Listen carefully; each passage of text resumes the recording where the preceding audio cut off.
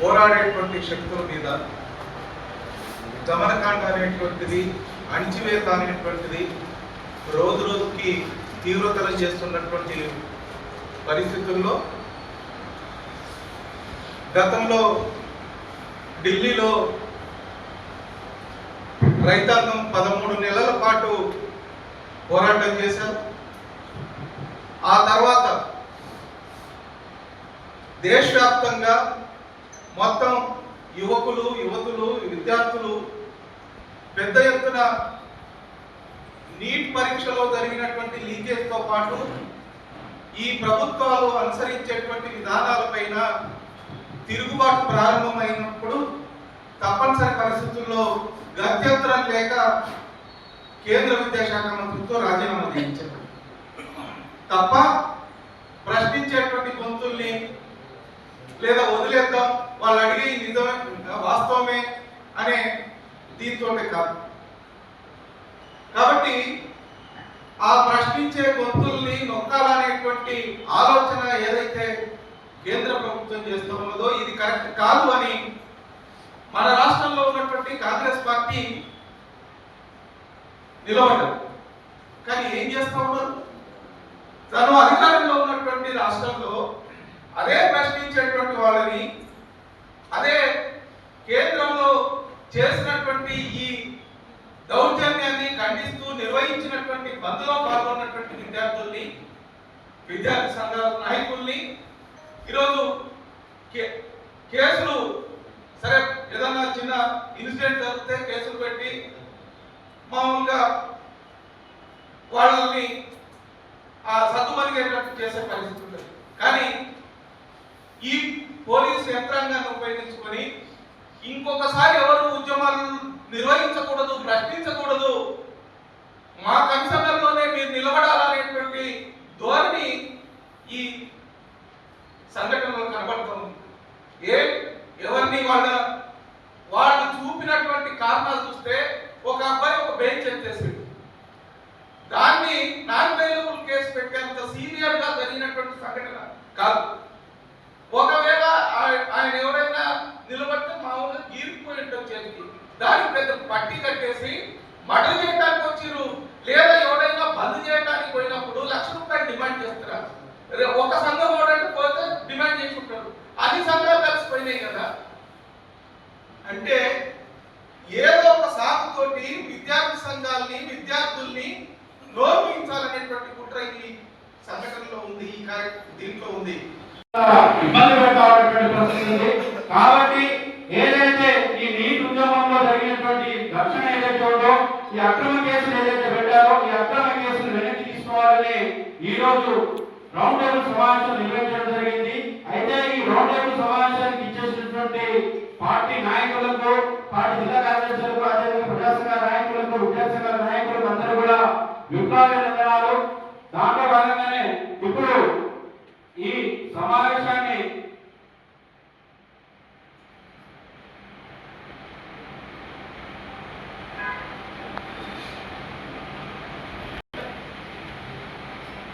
Round table సమావేశాన్ని ఉద్దేశించి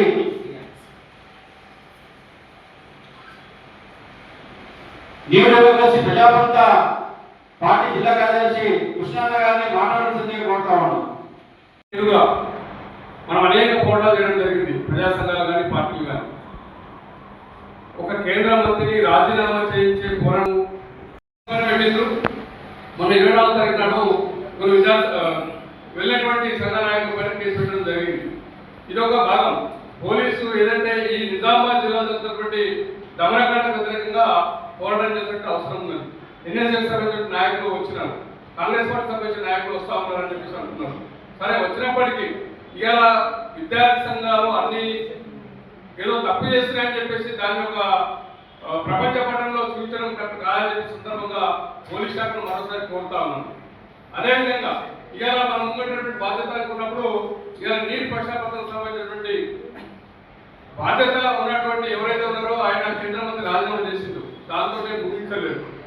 ఈరోజు మనము ముందున్నటువంటి బాధ్యత ఏంటంటున్నా, ఇప్పటికే నష్టపరిహారం చెల్లించాల్సినటువంటి బాధ్యత కేంద్ర ప్రభుత్వం పైన.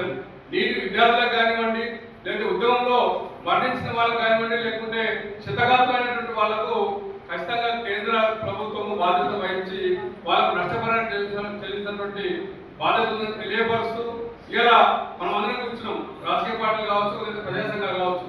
దీనికి నిర్దిష్టంగా ఇలా ఆర్మూర్ కావచ్చు, బోధర్ కావచ్చు, నిజామాబాద్ కావచ్చు, ఇట్లాంటి విజన్ సెంటర్లో నెక్స్ట్ మనం ఏం కార్యక్రమం చేద్దాం, ఈ నష్టపరిహారం కోసమే ఏం కార్యక్రమం చేద్దామని చెప్పేసి ఈ ముగిసేలోపు మనం ఒక నిర్ణయం చేద్దామని చెప్పేసి తెలియపరుస్తూ ఈరోజు సాయంత్రం కూడా సుదర్శన్ రెడ్డి గారు టైం ఇచ్చారు.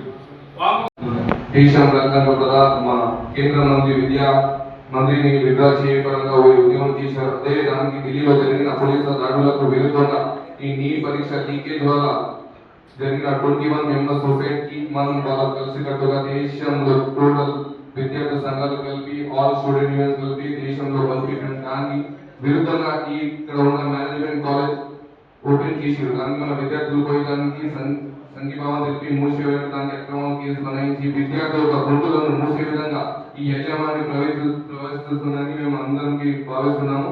అదేవిధంగా ఈ కేసు విడుదల కాకపోతే మనకి వచ్చిన చాలా ఒపీనియన్స్ ద్వారా మన ధర్నా చౌక్లో గల్లీ నుండి ఢిల్లీ దాకా ఈ మన విషయాన్ని విడుదల కాకపోతే ఉద్యమాన్ని పెద్ద ఎత్తున మనం కొనసాగించాలని కోరుకుంటూ దేశంలో జరిగిన ఈ సంఘటనని నిజామాబాద్ లో జరుగుతున్న ఈ అక్రమ కేసులను మనం కూడా మీడియా ద్వారా రాష్ట్రానికి అదేవిధంగా దేశానికి తెలియ విధంగా మనం అందరికీ కోరుకోవాలి. ఎందుకంటే సిజేపీలో ఒక డిమాండ్ అంటే ఒకటి ఉండేది ఏమని ధర్మేంద్ర ప్రధాన్ రిజిగ్నేషన్ ప్లేస్ ఈ ప్రొటెస్ట్ జరిగిన అన్ని విద్యార్థులు అన్ని నాయకులందరికీ కూడా సిపిఎంఎల్ మాస్ లైన్ ప్రజాపంత జిల్లా కమిటీ తరఫున అభినందన తెలియజేస్తూ విద్యార్థులు తమ సమస్యల పరిష్కారం కోసం ఎప్పటికప్పుడు రోడ్డుకెక్కి ప్రభుత్వాలను ప్రజా వ్యతిరేక విధానాలు అనుసరిస్తున్నటువంటి వాళ్ళకి వ్యతిరేకంగా ఉద్యమాలు నిర్వహిస్తున్నటువంటి దాన్ని మనం చూస్తున్నాం. ఇవాళ కాదు 1974-75లో జయప్రకాష్ నారాయణ్ అవినీతికి వ్యతిరేకంగా ప్రజాస్వామ్య హక్కుల సాధన కోసం జరిగినటువంటి పోరాటంలో అగ్రభాగాన నిలబడి విద్యార్థుల్ని యువకుల్ని కదిలించి పోరాడినటువంటి ఘటన మనం చూస్తాం. దాని ఫలితంగానే 1975లో ఇందిరాగాంధీ ఎమర్జెన్సీ కూడా విధించేటటువంటి స్థితికి చేరుకుంది దేశం అనేటటువంటి దాన్ని మనం గుర్తించాలి. ఆ ఎమర్జెన్సీ చీకట్లో ప్రజా గొంతుకలను అణచడానికి ప్రయత్నం చేస్తూ వచ్చింది. దాని ఫలితంగానే 1977లో జరిగినటువంటి ఎన్నికల్లో ఆ పార్టీ మట్టి కొట్టుకుపోయినటువంటి దాన్ని మనం చూస్తాం. ఎవరైతే హక్కుల కోసం, ఎవరైతే ప్రజాస్వామిక పద్ధతిలో ప్రజా ఉద్యమాన్ని నిర్మించడానికి ప్రయత్నం చేస్తారో వాళ్ళందరినీ కూడా ప్రజలు ఆహ్వానించారు, గద్దెనెక్కించారు. వాళ్ళు కూడా అదే పద్ధతిని అనుసరిస్తే తిరిగి వాళ్ళని కూడా గద్దె దించినటువంటిది విద్యార్థి యువజన ప్రజానికం అనేటటువంటి విషయాన్ని మనం గుర్తిరగాలి. ఇవాళ మన నిజామాబాద్కు సంబంధించి కానీ తెలంగాణకు సంబంధించి కానీ ప్రత్యేక తెలంగాణ కోసం 1969లో విద్యార్థులే పోరాడి తెలంగాణ కావాలని నిర్మించి ప్రాణ తర్పణ చేసినటువంటి ఘటన మనం గుర్తు చేసుకుంటే మనందరికీ తెలుస్తుంది. మలివిడత కానీ చివరిసారి కానీ यहाँ पर जो राउंड टेबल मीटिंग रखी गई है ये जब स्टूडेंट ऑर्गेनाइजेशन तरफ से जो हमारे अपने बच्चे हैं, ये तलबा है, हमारा देश का उनका फ्यूचर है। तो इसका 31 डेज 33 दिन के अंदर हमारे एजुकेशन मिनिस्टर को इस अंदाज में झुकाया गया है, उनका डिसीजन लिया गया है। और साथ ही साथ अभी मेरे भाई सांसद साहब ने कहा कि हमारी जो गवर्नमेंट है ये रेवंत रेड्डी साहब जो हमने लाया मनन निष्पक्षा हमने लाया तो ये 10 साल ऊपर उनकी जो अंदाज में नाकारा थी उसको गिरा के क्यों लाए? अगर हम चाहते तो हमारे गिरा था क्यों ला सकते? यहाँ तो मैं क्या है हम आपको बात करते हैं कि पंजाब में डिस्ट्रिक्ट के अंदर नहीं भी होना क्या है बिहार के अंदर अभी जो है गुजरात बोलने की बात आई है गुजरात बिहार के अंदर जो लेफ्ट के 11 बच्चे थे उनको अरेस्ट किया गया है। वहाँ का डीजी के बोला कि जो है इनके ऊपर केस लगा है हम विवाद कर रहे हैं। उनके अंदर जो है ना एक अभी अनडिक्लेयर्ड डेमोक्रेसी चल रही है, पहले डिक्लेयर्ड इमरजेंसी चल रही थी 2014 से। तो हम तमाम लोगों ने यहाँ पर मुल्क का बचाव, दस्तूर का बचाव जरूरी है। ఇప్పుడు ఈ విషయాన్ని అందరూ మాట్లాడారు. దాన్ని రిపీట్ చేయకుండా ఇంతవరకు మనం మొదటి నుంచి ఎన్నో పోరాటం చేశాము. తెలంగాణ రిజిస్ట్రేషన్లో తొలిగా చేసినప్పుడు 1968లో మన కృష్ణయ్య దాని విషయం తీసుకొచ్చారు కాబట్టి చిన్న దాని విషయం నేను కూడా చెప్పదలుచుకోవడం ఏంటంటే ఈ పోరాటంలో ఒక భాగంగా తెలంగాణ పోరాటంలో 1968లో నేను ఉస్మానియా ఇంజనీరింగ్ కాలేజ్లో ఉస్మానియా ఇంజనీరింగ్ విద్యార్థిగా ఉన్నప్పుడు ఈ 69లో ఈ యొక్క పోరాటంలో నేను ఒక భాగం పంచుకున్న వాళ్ళే. దానివల్ల బాధితుని నేను, ఎందుకంటే 5 ఏళ్ళు అసలు ఇంజనీరింగ్ ఉండేటప్పుడు 5 ఏళ్ళ ఇంజనీరింగ్ పోయి మాకు 6 ఏళ్ళు పట్టింది. ఎందుకంటే ఒక సంవత్సరము వేస్ట్ అయిపోయింది. ఎందుకు అయిపోయిందంటే విద్యార్థులు మన రాష్ట్రానికి తెలంగాణ ప్రజలు మోసపోయి ఎవరి ద్వారా దోపిడీ చేయబడ్డారో వాళ్ళకి వ్యతిరేకంగా పోరాడి ఆ పోరాటంలోనే భాగంగా ఎంతో మంది అసలు భాషారు. అందులో ముఖ్యంగా ఒక అకాడమిక్ ఇయర్ 1 ఇయర్ విలువైన 1 ఇయర్ని కూడా పోగొట్టుకున్నాం. అదొక ఇప్పుడు ఈ రోజు విద్యార్థులు మళ్ళీ ముందుకు వచ్చి ఎన్నో కార్యక్రమాలు భవిష్యత్తులో ప్రశ్నార్థకం చేసినటువంటి నీట్ పేపర్ లీకేజీ వ్యవహారానికి బాధ్యులైనటువంటి వారిపైన చర్య తీసుకోవాలని చెప్పేసి గత నెల రోజులుగా విద్యార్థులు వాళ్ళ తల్లిదండ్రులు ఢిల్లీలో నిరసన వ్యక్తం చేస్తుంటే వారిపైన విచక్షణారహితంగా దాడులు చేయడం, లాఠీచార్జ్ చేయడం చాలా హేయమైన చర్య. ఆ చర్యకు నిరసనగా ఇక్కడ బంద్ పాటిస్తుంటే ఇక్కడ మన విద్యార్థుల పైన కేసులు పెట్టడం సిగ్గుమాలమని, విద్యార్థుల పైన కేసులు పెడితే ఉద్యమాలు ఆగవు, ఉద్యమాలు బలంగా ఇంకా లేస్తాయి, ఉద్యమాలు నీరసపడతాయని వాళ్ళు భ్రమపడుతున్నారేమో, కాదు ఇంకా బలంగా లేస్తామని ఇక్కడ నెల రోజులుగా జరుగుతున్న ఈ కార్యక్రమాలు చూస్తుంటే మనకు తెలుస్తుంది. ఇంకా మనము ఈ విషయాన్ని లోతుగా తీసుకెళ్ళాలి. మీరు చేసే ప్రతి కార్యక్రమంలో మా పిఓడబ్ల్యూగా ముందు మిత్రులారా, ఇప్పటిదాకా మాట్లాడినటువంటి వాళ్ళ మాటలకు నేను ఏకీభవిస్తూ, ఒకటి విద్యార్థి సంఘం అనే కాకుండా దేశంలో ఈనాడు సమాజం కోసం ఆలోచించి మంచి చేద్దాం అన్నటువంటి వాళ్ళ మీద, అలాగే సమాజ హితం కోరే వాళ్ళ మీద ఈనాడు పాలకులు దౌర్జన్యాలు చేయడం, కొట్టడం, అక్రమ కేసులు బనాయించడం ఇది పరిపాటి అయింది. ఇదే కొత్తదేం కాదు. ఈ మధ్య కాలంలో ఇంకా చాలా పెరిగింది. దాంట్లో భాగంగానే విద్యార్థి సంఘం నాయకులు ఏం దౌర్జన్యం చేసిండ్రో, ఎవరి అక్రమంగా కొట్టిండ్రో, ఏం గుండాయిజం చేసిండ్రో, మన రఘురామ్ ఏం గుండాయిజం చేసిండో తెలియదు. మళ్ళా ఇంకా ఏమేమి కథ చేసిండో ఏం తెలియదు. అది సిపికి తెలవాలి. ఇక మళ్ళా సిపి ఆడ చూసిండో, మళ్ళా ఏం చేసిండో, మళ్ళీ ఇప్పుడు రూలింగ్లో ఉన్నటువంటి గవర్నమెంట్ కాంగ్రెస్ గవర్నమెంట్ మన నిజామాబాదు వామపక్ష విద్యార్థి కాకుండా ఎన్ఎస్ఐ విద్యార్థి సంఘం కూడా ఉన్నది ఇందులో. మరి నీ మీద ఏం కేసు పెట్టారు? నువ్వేం చేసినావు? మీ పిసిసి అధ్యక్షుడిని అడగాల. మళ్ళా ఏం చేస్తున్నట్టు మళ్ళా సభ్యులు ఆ తర్వాత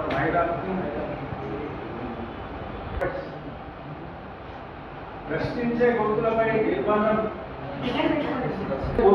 నిర్బంధం అనేది కొత్త కాదు. ఎప్పటి నుంచో అనాదిగా వస్తున్నటువంటి ఆచారం. పోలీసులకు ఎవరు దొరకరు, గుండాలను వదిలేస్తారు, దొంగల్ని వదిలేస్తారు, వాళ్ళంతా రోడ్డు మీద ఎదుగుతుంటారు. గంజాయి అమ్ముకునే వాళ్ళని కూడా వదిలేస్తారు. వాళ్ళంతా రోడ్ల మీద ఎదుగుతారు. చదువుకునే వాళ్ళే దొరుకుతారు. ఇక చదువుకునే వాళ్ళ మీద లేనిపోని కేసులు పెట్టి ఇబ్బంది పెట్టి వాళ్ళని ఇబ్బందులకు గురి చేయాలని చూస్తారు తప్ప వీళ్ళ మీద కేసులు పెట్టరు. ఎందుకంటే వాళ్ళ దగ్గర నుంచి మామూలు వస్తాయి, ఇక్కడ నుంచి ఏమీ రావు. విద్యార్థులు చదువుకొని తమ అమ్మ నాన్నలకు ఉపయోగపడాలనేటువంటి ఉద్దేశంలో ఉంటారు. విద్యార్థులను దొరకబట్టి మరీ కేసులు చేస్తారు. ఇది ఆచారమే. ఎందుకంటే ఎక్కడ ప్రశ్నించే గొంతు ఉంటుందో అక్కడే మిగిలెను ఎందరికో ఎందరికో ఎందరికో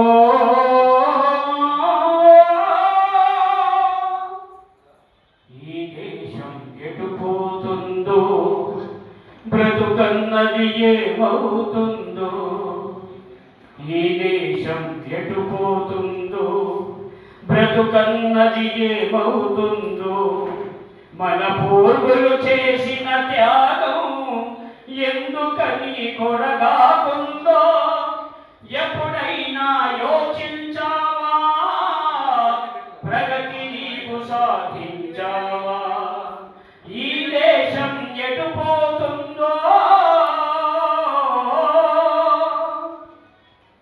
అవినీతికి అందలమెచ్చే నిరుపేదకు బాధలు హెచ్చే పాలించుట మరిగిన దొరలు ఏనాడో ప్రజలను మరచిరి ఎప్పుడైనా యోచించావా ప్రగతి నీవు సాధించావా ఎప్పుడైనా యోచించావా ప్రగతి నీవు సాధించావా ఈ దేశం ఎటుపోతుందో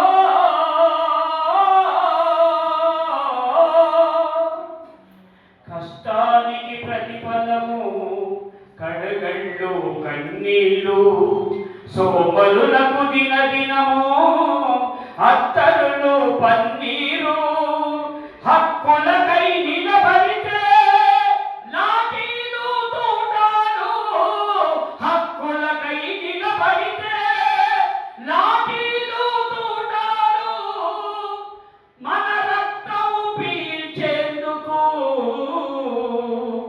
ఉన్నోళ్ళ పోటీలు మన రక్తం పీల్చేందుకు ఉన్నోళ్ళ పోటీలు ఎప్పుడైనా యోచించావా ప్రగతి నీవు సాధించావా ఎప్పుడైనా యోచించావా ప్రగతి నీవు సాధించావా ఈ దేశం ఎటుపోతుందో ఇప్పుడు పోరాడాల్సిన అవసరం కూడా ఉంది. దీనికి ప్రజానాట్య మండలిగా మేము కల్చరల్ జేఏసీ నుంచి కూడా అందరం కలిసి దీనికి మద్దతుగా మేము ఉంటామని కోరుతున్నాం. ఈ సందర్భంగా మీరు చిన్న పాట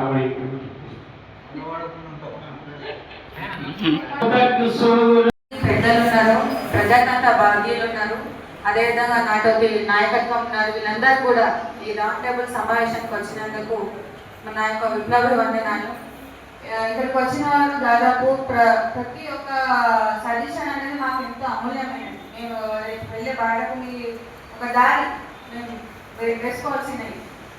మీ ఏవైతే సజెషన్స్ ఇచ్చారో, మీ ఏవైతే మీ మద్దతుగా ఉంటామని చెప్పారో వాటికన్నింటినీ మేము ఆ సజెషన్స్ తీసుకుంటూ రేపు ఏదైతే పోరాటం ఉందో మేము ఖచ్చితంగా మేమందరం కలుపుకోలుగా ఈ పోరాటంలో ముందుకు వెళ్తాం. అదేవిధంగా మన నిజామాబాద్ జిల్లాలో దాదాపు అందరూ అన్నట్టు హైదరాబాద్లో ఏ విధంగా అన్ని సంఘాలు ఉన్నాయో ఎగ్నెస్ట్గా మనకి ఇక్కడ నిజామాబాద్లో కూడా అవన్నీ కనిపిస్తాయి.